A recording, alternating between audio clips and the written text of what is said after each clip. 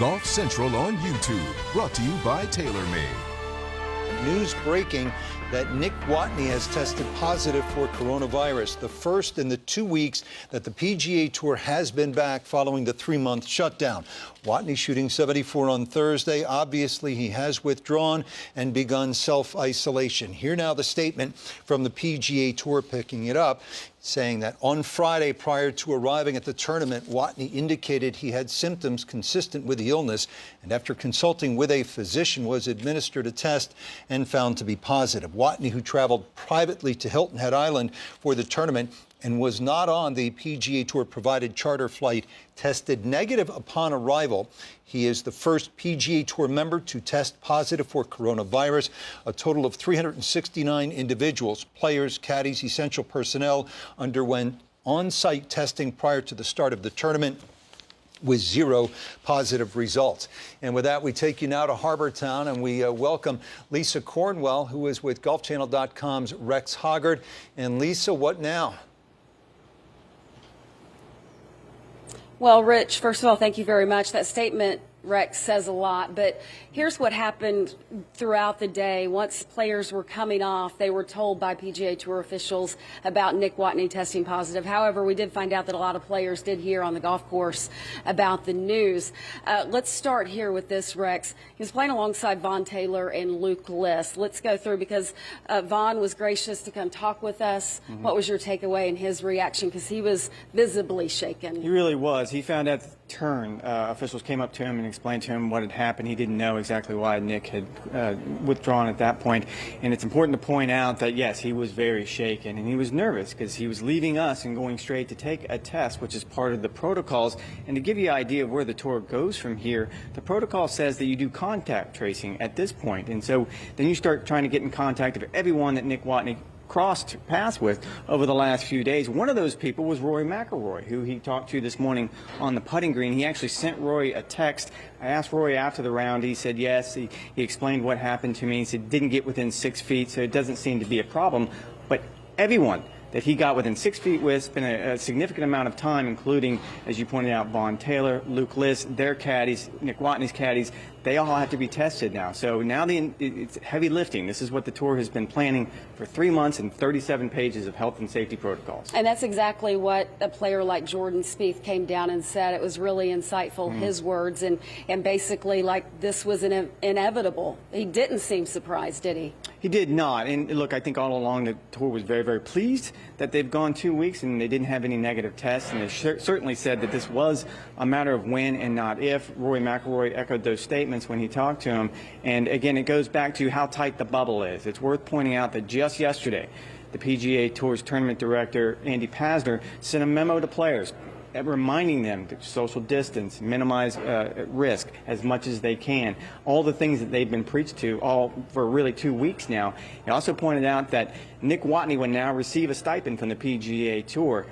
This memo pointed out that if you do not follow all of these protocols that the tour has in place, you may not get that stipend. So the tour is taking this very, very seriously. Okay, so what are the protocols for a guy who tests positive, in this case, obviously, Nick Watney, in terms of travel? You mentioned the self-isolation, but it's really important for him to do the right things, not just for the PGA Tour, but for the health of everybody in general. So 10 days in self-isolation, he has to pass 2 tests along those lines. Now, the protocols do say that he can drive home if he's within driving distance. Nick is from Austin, Texas. That's where he lives, so it seems unlikely that he would do that. So he is here now, and that's what players have talked about all along, that the danger of this was if you test positive, you're going to be sheltering in place for 2 weeks. Let's go through quickly the current state of how the players are tested, when that happens, and possibly some changes that may come from this. Well, if you look at the way the testing works out, so players were asked to test before they travel to whatever their first event was. For most players, that was last week at Colonial. And then they're tested if they're getting on the charter plane on Monday going to the next week.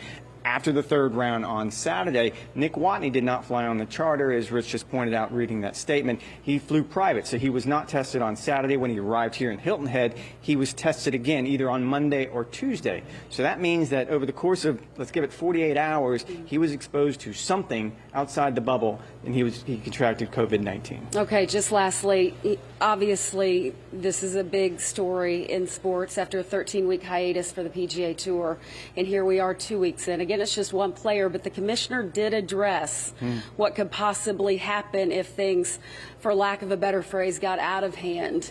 What would it take to stop play again, to suspend the PGA Tour? I wish I had an answer. The commissioner wishes he had an answer. He spoke on a conference call last Sunday to reporters, and he was very honest. And he said this is what has been keeping him up late at night as they got closer and closer to Colonial in this comeback to play, because there will be a tipping point. One test, they knew that it was a matter of when, not if. 5 tests could be the same thing, but then you start talking about more tests. There's certainly concern, and that's why they want to stick to these protocols and have players stay in this bubble as much as possible. All right, Rex, thanks a lot. I know you'll continue to write about it. And Rich, obviously, you can see we're at a distance.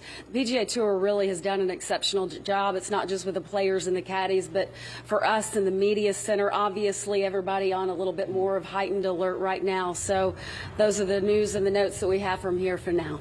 All right, Rex and Lisa, thanks very much. Our Ryan Lavner, golfchannel.com, posting a statement from Andy Levinson on social media with respects to that threshold. Quote, we have not identified a specific number of cases, but obviously if it was a large number, then we'd have to evaluate the situation. So Watney, as you heard, playing with List and Vaughn Taylor. List missing the cut after winning last Sunday on the Corn Ferry Tour. Taylor is at 6 under par after 67-69, and he spoke after his round. I got the news at the turn. Clay came up to us and felt like we should know. So I was a little shocked, to be honest. Heart started racing, got a little nervous. So, just hope Nick's doing well and, we get through this. Did you think about this during the round at all? Oh, yeah. It was on our minds, that second 9. And, we were all chit-chatting about it. And, it's hard not to think about it. How are you feeling right now? A little nervous, but I feel good. I didn't have any close contact with Nick yesterday. We kept our space. We didn't shake hands. Right after the round, I washed my hands.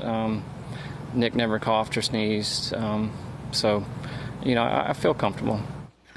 The whole plan put in place was not if, but when somebody tests positive, what's the protocol and what are the next steps. So I feel confident just in being on those phone calls in what the PGA Tour is going to do going forward here, and hopefully contact tracing doesn't lead to anybody else testing positive within the bubble. I found out while we were playing 17, I think Berger told me. I think he was talking to Claude for a half second and said Claude said that he had tested positive. So I don't know too much about it. But I saw him this morning. I was right next to him in the parking lot.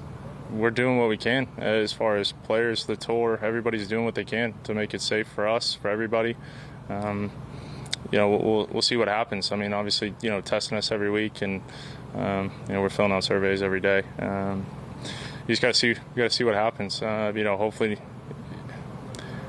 It's unfortunate Nick got it, but at the same time, hopefully it just stays with just him and doesn't spread, because I think we'll have a big issue on our hands if it keeps going and weeks continue. He texted me actually because we had a chat on the putting green before I went out to play. Yeah, but we were at a distance, so he was just saying, look, I hope I didn't get too close to you, or he feels badly that he was here today at the golf course, and I said, look, it's fine. You never know. So, I said to him, if I was in your position, I probably would have been here too. And look, it's, at this point, you just have to concentrate on getting better and getting healthy. So by the end of the year, there's going to be, 200,000 deaths in the U.S. alone from COVID-19. So to think that us on the PGA Tour, none of us were going to get it was very... I don't think anyone thought that. I think there was going to be, that the consensus was someone is going to get it at some point, and Nick's the one that's got it, and he's self-isolating and doing what he has to do, and look, it's a shame, but the show goes on, and we've got 36 holes to play at this tournament. This is why the protocols are in place, and this is why we're doing all the testing. As soon as anyone gets to a venue. I think it's been exemplary so far, and to have as many people tested in the first 2 weeks on the PGA Tour, and obviously Nick to feel slightly unwell today, shows how good a job everyone has done so far. It's inevitable, it's going to happen. And obviously, it has happened today. I'm wishing Nick Watney a speedy recovery. If you're wondering, they're not going to shut down, but if there is a spike, then we're told the tour will obviously reassess. What's on your mind? Well, I just remember being on the set. We were called to the set Thursday night at the Players' Championship, and the big question was whether or not coronavirus would abate with heat, and I think it's quite clear that it hasn't. The United States surpassed 2 million cases on Wednesday. 21 states have infection rate rising and surging, so it continues to be a grave concern in the United States and all over the world. So yes, our thoughts go to Nick Watney and his family, and obviously everybody's quite concerned about it. Yeah, just within the sports world, the Philadelphia Phillies had 5 players, according to a report, testing positive, 3 staff members at their spring training facility in Clearwater, which was then shut down. Tampa Bay Lightning of the National Hockey League had issues. There are reports now in South Carolina that Clemson Athletics are reporting more than 20 cases. Some of those are football players. Your alma mater, the University of Texas. This is serious stuff. Yeah, I mean, you try to move forward, but we all know we're not out of the woods by any stretch. Right. What a year. There's no segue to good news there, but at some point they're going to play some golf this weekend. If you're looking for some good news today, on the other side, the flip side of this is yesterday Adam Hadwin was mic'd up. We saw him get a penalty, call a penalty on himself, and he went out today and played a flawless round of golf, shot 65. So it appears the golf gods were watching. And then looking forward to this weekend, obviously it's a very interesting top of the leaderboard, but those that are chasing, Spieth and McIlroy are 6 under par. Dustin Johnson is 8 under par. Brooks Koepka seems to have found his game, and Dustin as well. Brooks is at 9 under par. So it sets up to be a pretty compelling weekend.